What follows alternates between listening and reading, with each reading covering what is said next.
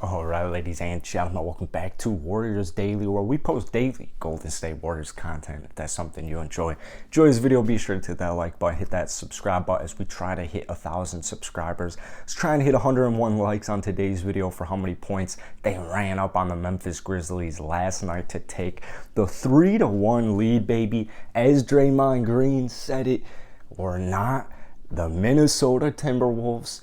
This is championship basketball. We're a championship basketball team. So props, Draymond.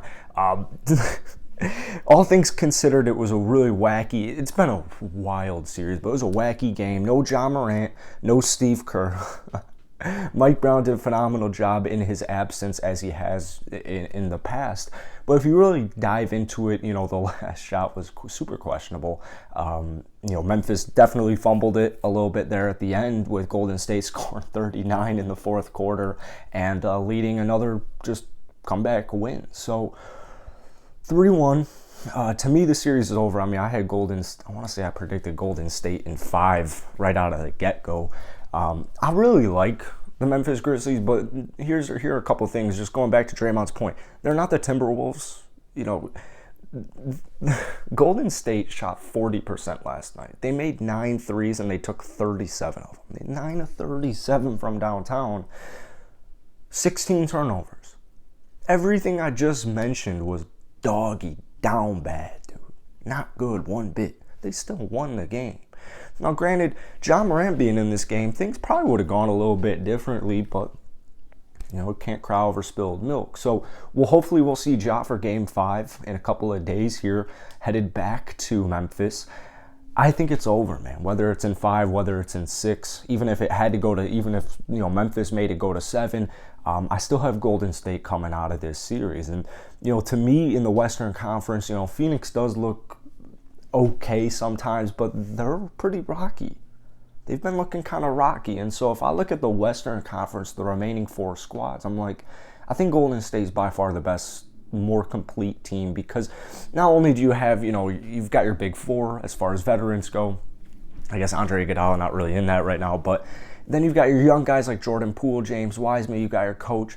They just have that, they just click. They just got that team vibe where that they trust each other, they have each other's back, and they're not going to back down. And so, in last night's game against Memphis, like I said, Memphis definitely fumbled it, but you kind of saw that uniting strength together. Like, shout out Steph Curry, because he really saved their ass last night with just horrible shooting night from Klay Thompson and just not a good shooting night at all from Jordan Poole either. They really needed Steph to pull up, and Steph, while he didn't shoot the best, he showed up when he had to. He dropped 32 points with some threes, had some assists, had some rebounds, and got to give props to Steph Curry, the babyface assassin, and especially on a night where Klay doesn't even make a 3, Jordan Poole doesn't even make a 3. They combined shot 0-10. That will never happen again in the playoffs. Rest of the series, rest of the next round finals, it doesn't matter when. The Golden State Warriors are not, like Jordan Poole and Klay Thompson specifically, they're not shooting 0-10 probably ever again. That is wild. That is wild. Now, granted, Memphis is a phenomenal basketball team in general, but they are a really good defensive team, right? Regular season, top 5 in offensive rating, top 5 in defensive rating. Well, the tough news for them is Golden State finished with the second best defense in the NBA. Draymond Green missed 2.5 months. So, at the time when Dre went down in, January, he was depoyed. Like Draymond, there were no ifs, there were no ands, there were no buts. Draymond Green was just well on his way for another depoy. Well on his way. They had the number 1 defense. Draymond goes down. They start to, suffer a little bit. It wasn't too crazy. Steph Curry gets hurt for a little bit. The offense kind of starts struggling, but you have Dre back. Well, all things considered, they finish as the second best defense. And you see it a lot just with team rebounding. And what I mean by that is, not only footwork, but mainly just positioning and playing your role. So, just a good example is just the simple notion of boxing out. So you'll see all these guys on the Warriors here who are nearby the paint, or even if you got a guy out on the wing on the perimeter there, they're going to box him out. They're going to get down there and they're going to box the big guys out so that you can jump up and get the rebound. And so Memphis, which was by far the best not only offensive rebounding team, but rebounding team in the NBA in the regular season, they are getting out-rebounded they've been out-rebounded all 4 games in this series. I mean, that's mind-blowing. So Golden State, they came in here with a plan. They came in here with a system on how to take down this Memphis Grizzlies squad, and it's worked wonders. It's worked wonders. It has not always been pretty, but the hope is that things start clicking. Now, I'm looking most notably Klay Thompson, Jordan Poole. Poole's had a much better postseason to me than Klay, but we saw, what was the last game where Klay Thompson got it going early on. If you have Klay Thompson making like 2 threes, scoring like 10 points, let's see, he's a good first quarter. Like veteran OG prime Klay Thompson drops 10 points in the first quarter. You got 2 threes, maybe a field goal or a layup or a jump shot, and then, maybe a couple free throws. You got 10 points from Klay Thompson in the first quarter. To me, the game's over. Because you got Jordan Poole out there. You got Steph Curry out there. You just got Draymond Green orchestrating on both sides of the ball. You got Andrew Wiggins doing a little bit of everything on both sides of the ball.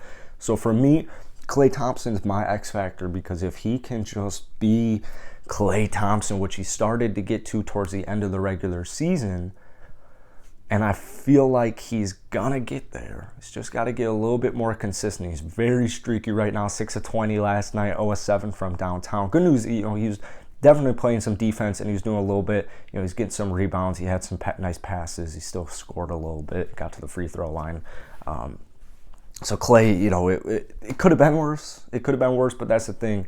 With good basketball players is when they have a bad game, they just make up for it in every other way they can possibly make up for it. So Steve Kerr, hopefully he's back for the next game. I would imagine Ja's going to be back for the next game. I'm really curious to see how Memphis is going to attack Game 5 here.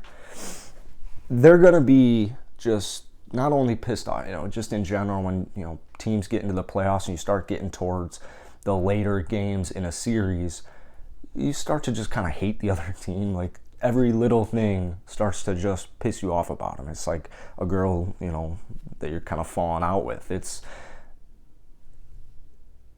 not going to be it's not going to be easy, I think is a good way to describe how Game 5 is going to be.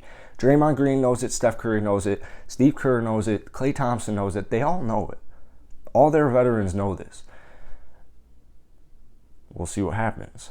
Yesterday's starting lineup, you did see Steven Adams.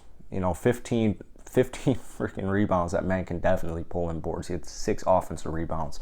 But that's kind of the thing with Memphis is, especially when Ja's out, Golden State's going to want Ja to beat them.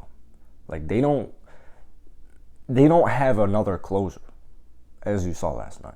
There just isn't another one. And especially when you're missing like 45 points in Ja Morant, you have a much harder chance to win. Now, granted, Memphis didn't really play their best either. I mean, only scoring 98 points, kind of a giveaway there.